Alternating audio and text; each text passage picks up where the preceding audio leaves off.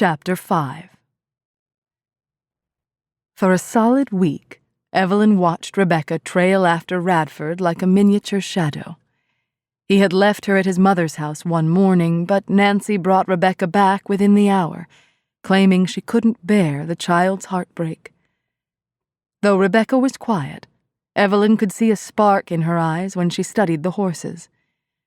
Many times, Evelyn felt the little girl's curious gaze on her. Whether she filled the oat bin, fed the horses, or mucked the stalls, Rebecca would be raised up on her knees, watching her with avid interest. This morning, Rebecca sat on her blanket with her shoes off, talking to herself and picking her toes. She seemed so lost, so small and alone, that Evelyn decided she just had to approach her. "Rebecca?" Evelyn called softly. Rebecca's head lifted. "Would you like to give the horses their oats today?" Rebecca stared at the oat scoop in Evelyn's hand, her expression momentarily confused before her eyes suddenly came to life. She glanced at Evelyn's thoroughbred, then gave a shy nod.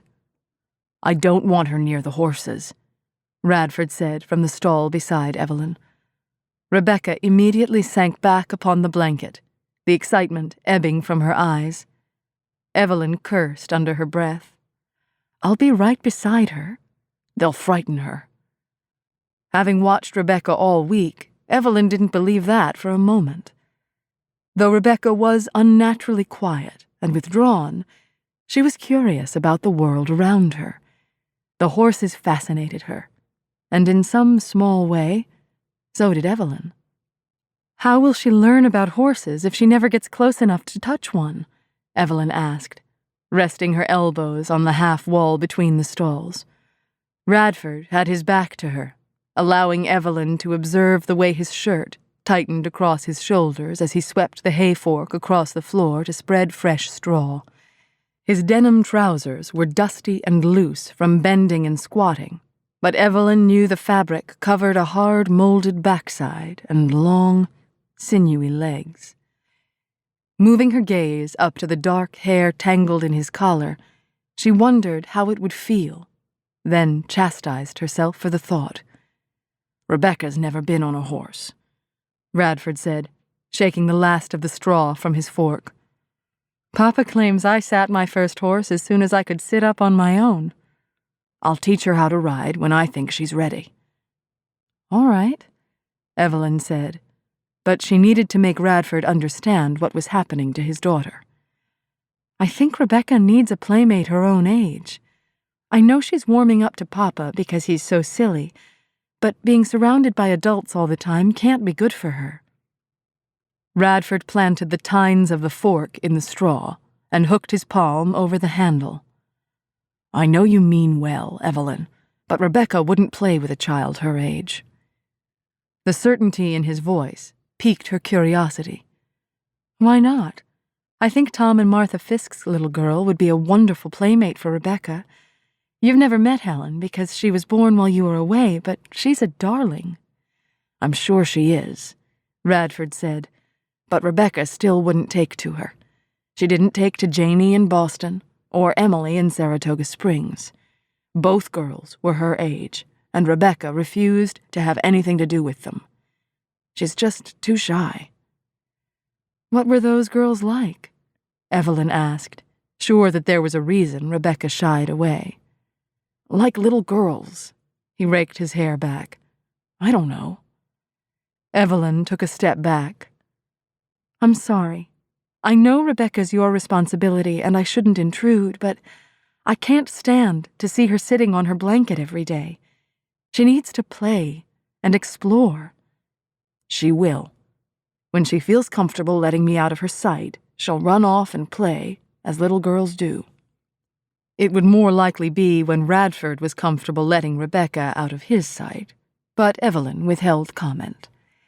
It would do her no good to antagonize Radford further for being a protective father. But she could goad him into getting out of her livery so she could keep her eyes on her work for a change. Rebecca can't just sit here every day of her childhood, Radford. Why don't you go play with her? I can handle chores this morning. Rebecca knows I have to work during the day and that we'll have our time together in the evening. She can go play any time she chooses. He opened the stall door and glanced back. Need anything before I go outside? Evelyn shook her head and watched him leave, as Rebecca trailed after him with her ragged blanket tucked beneath her arm, her shoes forgotten by a bale of hay. Evelyn picked them up and took them to the tack room with her, feeling as though she had failed Rebecca. She sat at her desk and placed the tiny shoes before her, studying them with her chin propped on her fists. Why was Radford trying to keep her away from Rebecca? Couldn't he see that his daughter was brimming with curiosity? The fact that she sat quietly on her blanket each day didn't mean she wasn't utterly miserable. Evelyn, are you still in here? She glanced up at the sound of Radford's voice. He stood in the doorway, his expression drawn, and Evelyn suspected he'd come back inside to tell her to mind her own business where Rebecca was concerned. The veterinarian is outside asking for you, he said, gesturing with his chin toward the front door. Calvin's here? She asked with surprise. She followed Radford out of the livery and greeted the short, balding man. Calvin Ulrich had been friends with her father since before she was born, and was one of the only people who still frequented her livery. What a nice surprise, Calvin. I wish this was just a social call, Evelyn, but I need your help. He stuffed his hat back on his head. I've got a stallion that needs some tending, if you have the time. What's wrong with him? She asked, nodding toward the frightened sorrel tied to the back of Calvin's carriage. Take a look at his neck, but stay back. He's in pain and pretty wild right now. Evelyn approached slowly, inching forward until she could see his neck. The horse flattened his ears and snorted, the whites of his eyes showing. The instant she saw the injury, rage consumed her. Who did this? She demanded, pointing to the stallion's lacerated flesh. My 12-year-old grandson. He wanted to help me doctor the animals, but we needed to clean the barn first. He took the horses outside for me, but I didn't realize he'd chained my stallion until late last evening. By then, the damage was done. Calvin sighed and rubbed the back of his neck. He feels terrible about hurting Gus. He arched a bushy white brow at her. I don't have the time or the energy to try and rehabilitate him. I was hoping you might. Evelyn glanced at the stallion in pity. To keep these beautiful creatures in gentle captivity was one thing, but to treat them without compassion, even unintentionally, was the lowest form of cruelty. I'll try, but I can't promise anything. He's yours, if you can rehabilitate him. What? You and your father have always lent a hand when I've needed one. Now I can finally repay that kindness. Besides, I'm too old for spirited horses. My gentle Nellie is all I can manage now. Evelyn admired the majestic stallion before her. If she didn't take him, who would in his present condition? Calvin couldn't sell him, and if he didn't have time to work with Gus, the horse would remain as wild and dangerous as he was now. All right, Calvin, but let me know if you change your mind. He nodded and untied the rope from his buggy. I was hoping you wouldn't be stubborn. Let me help you get him inside before I leave. Evelyn shook her head. No thanks, she said, barely able to drag her gaze from the horse. It'll go better if I do it alone. Radford watched the veterinarian drive away and wondered why Evelyn hadn't accepted his help. The flattened ears of the stallion told Radford they could have used it. He saw Rebecca standing inside the livery door and waved her outside. Wait on the porch for me, sweetheart, he instructed, but Rebecca didn't move. Her gaze was fixed on the high-strung stallion that snorted and sidestepped Evelyn's slow advance. Go on now, he repeated. After Rebecca was out of harm's way, Radford stepped forward to assist Evelyn. The stallion's nostrils flared, and his head reared up. Evelyn held up a hand to stop Radford. Don't move. Don't say anything. And don't block the door, she said quietly.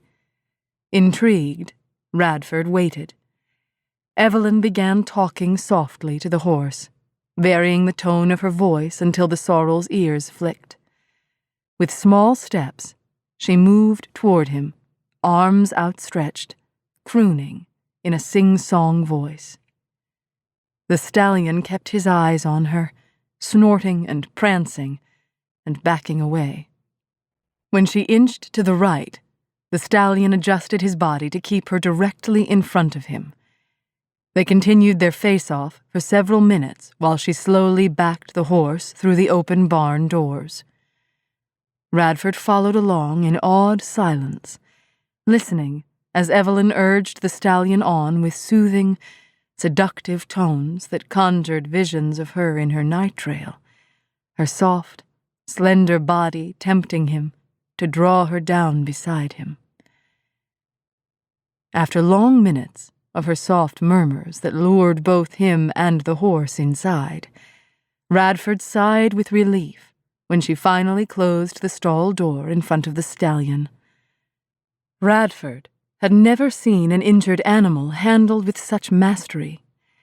The stallion had fallen under Evelyn's spell, just as Radford had that night in his bedroom. She turned toward Radford with a triumphant gleam in her eyes. We did it. Radford shook his head, truly amazed at her abilities. I don't believe it. I suppose you'll have him rehabilitated by tomorrow? Evelyn smiled, and Radford was drawn by the genuine warmth of it. Not tomorrow, but give me a month and Gus will be eating out of my hand. He didn't doubt it. She'd had the same effect on him the other night. It must be wonderful to feel that kind of conviction. Evelyn glanced at the horse, her eyes lit with purpose. Papa says you can't give up and expect success. Gus will be my biggest challenge yet. Radford had heard William's words of wisdom, but they had been different during the war. He'd told Radford that he couldn't give up and expect to survive. Radford? Are you all right? Evelyn's voice startled him.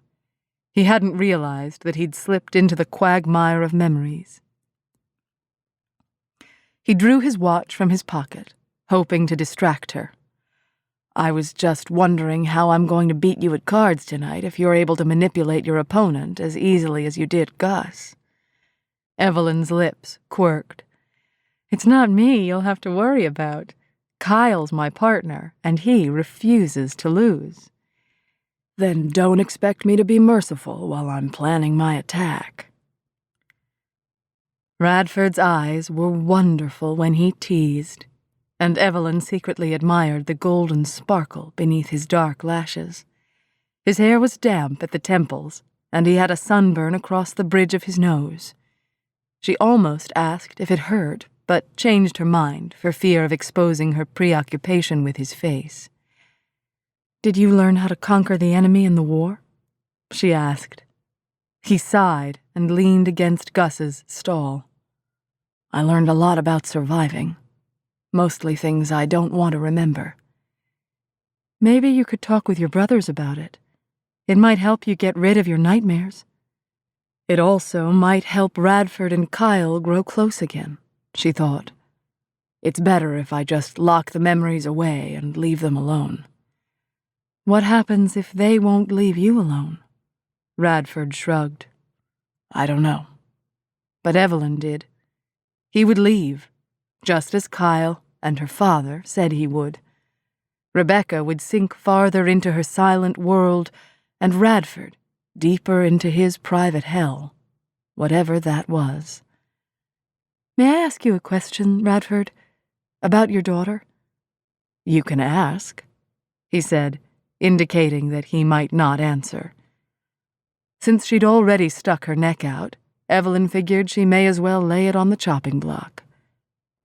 "Why won't you let me befriend her? Why do you keep Rebecca away from me?" "That's 2 questions. I'm not a very good example for her, am I?" Evelyn watched his eyes while he struggled for an answer. "It's all right, Radford. You won't say anything I haven't already heard from the ladies in town." He captured her hand, his thumb bumping over her knuckles as he inspected her. "Why don't I remember you better? I keep expecting you to be that little girl with skinned knees who ran around with Kyle. But you've changed. Regardless of your boots and breeches, you're not a tomboy anymore, are you, Evelyn?" She ducked her head, her lashes lowered in embarrassment. "I couldn't tell you what I am." All her life, she hadn't known where she fit. She felt uncomfortable in her Sunday dress, as though she had no business wearing one after trudging around in breeches all week, yet she felt just as awkward wearing her father's altered wardrobe. Suddenly, Evelyn saw herself as Radford must see her, a pitiful girl uncomfortable in her own skin. Desperate to escape his scrutiny, she tried to pull away. "I'm not going to hurt you," he said, keeping her hand in his. "Nor am I going to let you go on thinking it's a shortcoming on your part that's determining my actions with Rebecca, because it isn't. The truth is, I think Rebecca would become too attached to you." Evelyn's gaze snapped to Radford's. "I've seen her watching you." "Is that bad?" Evelyn asked, wishing Radford would release her hand. She didn't want his pity. He shook his head. "No, but Rebecca is sensitive right now, and I'm trying to keep her from getting hurt." "I have no intention of hurting your daughter." Neither did her first nanny. Radford finally released Evelyn's hand. "Rebecca adored Dorothy, and it crushed her when Dorothy married and moved away.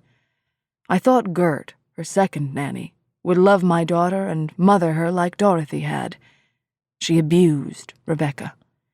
By the time I came home from a trip to Virginia, Rebecca had quit speaking. It took her almost a month to start talking again." Radford swallowed, then released a calming breath. "I've never come so close to hitting a woman as I did the afternoon I came home and found Gert asleep on the sofa, and Rebecca tied to the sofa leg with an abrasive string around her ankle." Blood surged to Evelyn's face. "I hope you shot the woman." "I wanted to, especially when I saw bruises on Rebecca's arms where Gert had pinched her. But I restrained myself and threw Gert out of my apartment before I forgot she was a woman." "You should have shot her," Evelyn said, knowing she wouldn't have been able to keep her hands off the woman. "As I said, my actions with Rebecca have nothing to do with your influencing her. It's just that being motherless makes Rebecca more susceptible to forming attachments that might fall apart later on. I don't want her to lose another person she grows to love." "Isn't she suffering as much without any feminine attachments? Without any friends she can play with?" "She'll have that when she warms up to my mother." Knowing Radford's mind was closed on the subject, Evelyn shook her head. "I know you're a loving father who's trying to protect your daughter from the heartaches involved in growing up. There's nothing wrong with that, but you're keeping Rebecca from learning to depend on herself. Someday, she's going to want to leave the safe little square of her blanket. What if you're not there when she does?" "I'll be there," he said, his expression absolute. Evelyn nodded in resignation. "I hope so, Radford. But I think Rebecca needs more than your protective love." His face blanched, and he stood with his hands at his sides, eyes dark. His expression so concerned, Evelyn pitied him. "She needs to laugh, Radford. Teach your daughter how to laugh."